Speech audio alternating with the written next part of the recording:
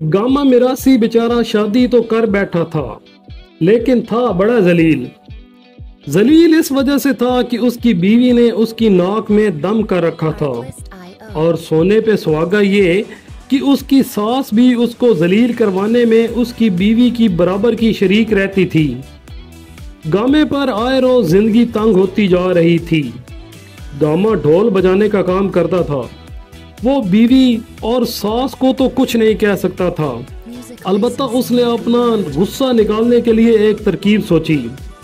उसने ढोल के एक तरफ बीवी और दूसरी तरफ सास की तस्वीर चिपका दी।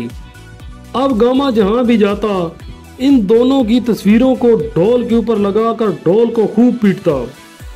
लोग ढोल को हैरत से देखते कि ये दो औरतों की तस्वीर इस पर क्यों लगी हुई है। गामा उनको बताता कि ये एक मेरी बीवी और एक मेरी सास की तस्वीर है।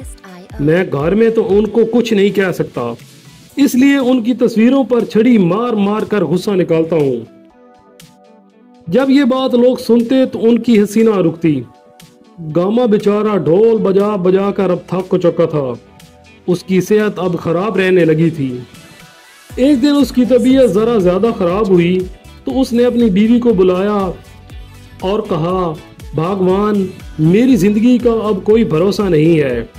हो सकता है किसी दिन मौत का बुलावा आ जाए। मैंने मर जाना है, लेकिन तुम बेवा ना रहना, बल्कि दूसरी शादी कर लेना और मेरे कपड़े, जूते और मेरी बाकी तमाम चीजें अपने नए खामिद को दे देना। यह सुनकर बीवी जोर जोर से रोने लगी। गामे ने कहा, भगवान हौसला रख, अभी तो मैं जिंदा हूँ। गामे की बीवी बोली, मेरे सरताज, मैं इस बात पर नहीं रो रही कि आप मर रहे हैं। मैं तो इस बात पर रो रही हूँ कि आपकी जूती और आपके कपड़े अच्छू को पूरे नहीं आते। ये सुनकर गामे की एक ही आवाज निकली, हेलो।